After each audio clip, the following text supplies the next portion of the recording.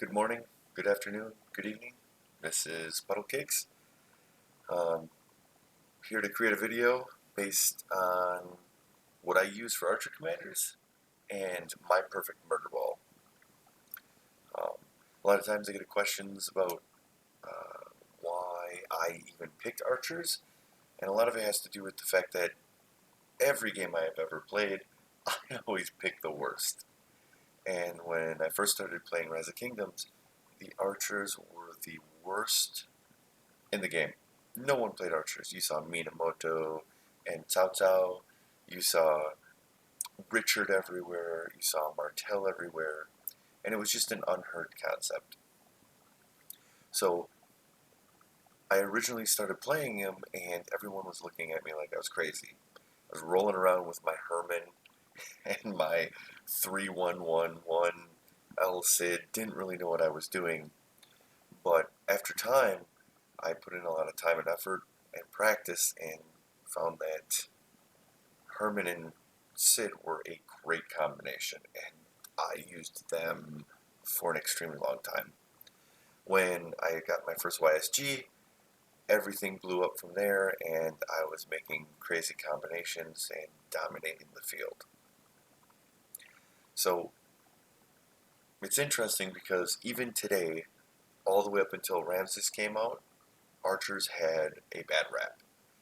Edward, Tamiris, even Artemisia still have bad raps, and I'm going to go through this series and pretty much explain how great every archer commander is and why they ultimately make the perfect murder ball.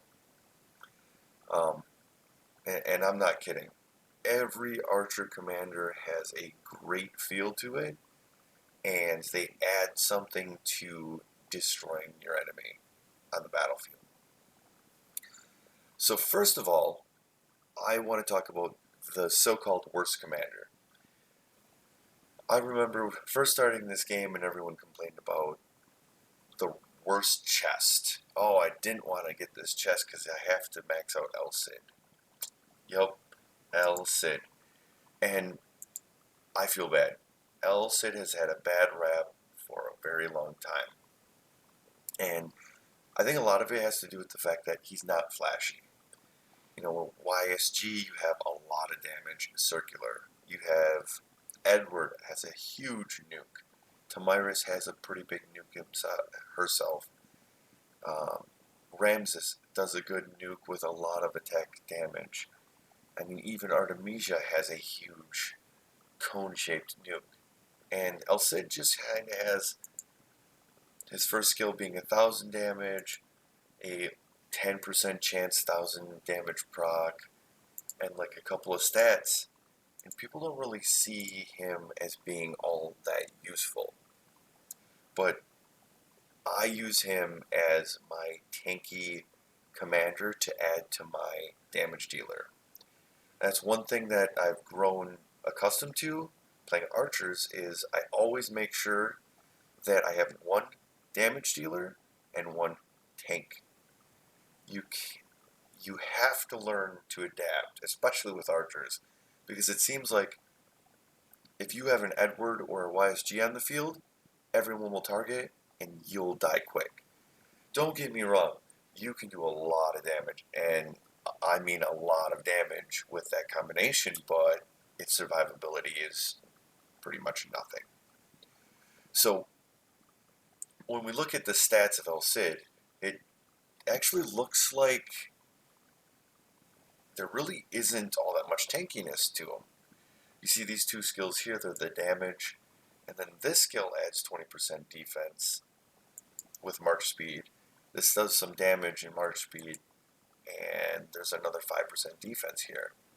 So really, it's only 25% defense that is there, but there's a hidden skill or a hidden concept, I think, missed in his first skill.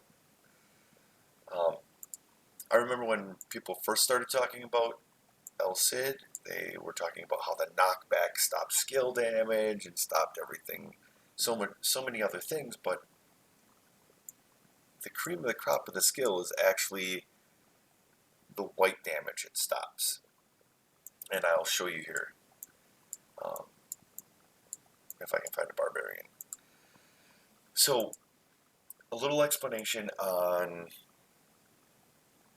white damage in general, or any damage. When you're attacking something, you have your attack damage and your counter attack damage, which are lumped into one white skill. So you'll see a number, it might be like 700 damage. And of that 700 damage, a half or maybe a little bit more than half is your attack damage, and the rest is the counter attack damage. The yellow damage that comes up, or red depending on how you look at it, is the skill damage. Now, when you attack with El Cid, there's this really cool concept to his first skill that I'll actually just do a little less. But there's this real cool concept to his first skill that kind of nullifies some of that damage. And I'll kind of go over the statistics a little bit here. So, if the skill procs once in 10 turns, and it negates any damage, it's a nerf to the person attacking you. If it goes off more than once in 10 turns, it gets stronger and stronger and stronger. So as you can see here, this white damage, and we're getting hit for 512, 508, a hit, and you see this, that's El Cid's skill. You see how that damage marker was knocked down? It was actually cut in half. See how it went again? So the little tornado that's coming out, or storm that's going forward, is actually El Cid's skill knocking them back, which is interrupting or stopping the main attack damage. So the only thing that's actually hitting us is the counterattack, because our white attacks are hitting the mob, and then it's attacking us back. As you can see here, once YSG's first skill procced, it started to go faster and faster and faster.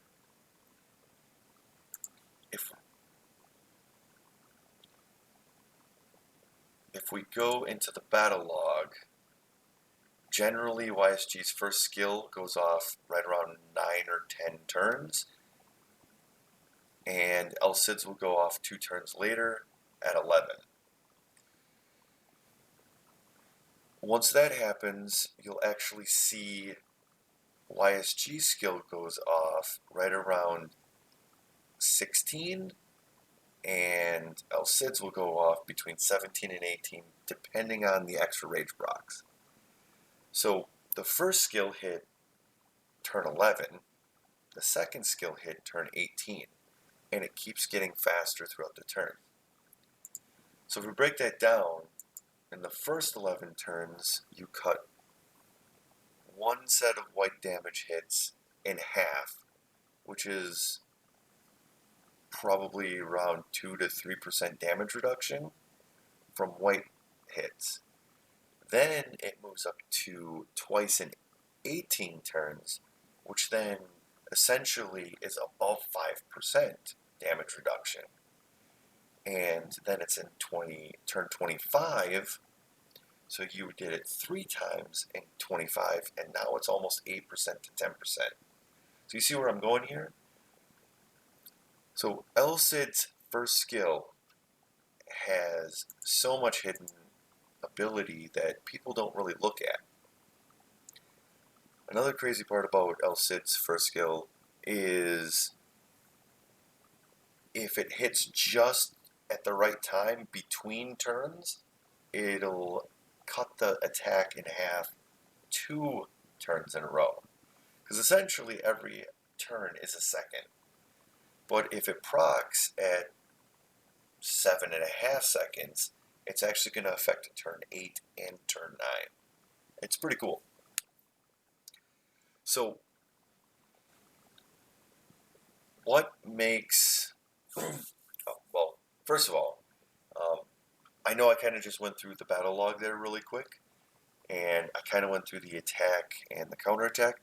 If anyone is ever interested in me making a video on what a battle log is or how to read it or how to understand it, please hit me up. I'll gladly make a small video, or if just one or two people are interested, I'll just send a message of any sort or talk to me on Discord.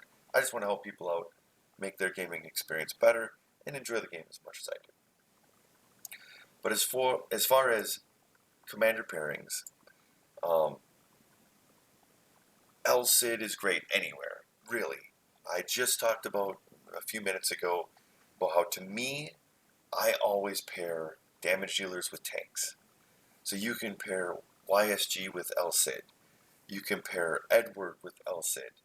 You can pair Ramesses with El Cid, which is amazing itself. The whole concept is you want a damage dealer and a tank. And El Cid is that tankiness that's just enough needed to make Ramesses great. And Ramesses is phenomenal with them.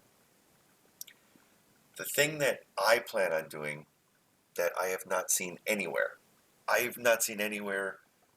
didn't see it in Uul League, didn't see it in any of the ARC matches, haven't seen it in any of the battles, is I plan on doing Cyrus with El Cid. And I'll tell you why. So Cyrus has a skill that can create more rage. He really needs that extra tankiness, and he adds a lot of additional damage. And El Cid has that extra additional damage. So for me, it's this huge rage gen. He'll help El Cid proc his skills more, and I'm pretty excited to see it go off in the future. So that's it for my first part of my series. It's a small little video, 10, 12 minutes. My next video will actually be YSG, and then we'll go down the line from there, probably Edward and Tamiris. I was actually going to start with Tamiris, but a few days ago, another streamer ended up bashing Tamiris, so I don't want to exactly use that against them. If anyone has any questions, I'm on a few Discords. Hit me up in here, message me on YouTube, ask me any questions. I promise I'll help, and I will do my best to answer all questions. But good luck in the future. Thank you for stopping by.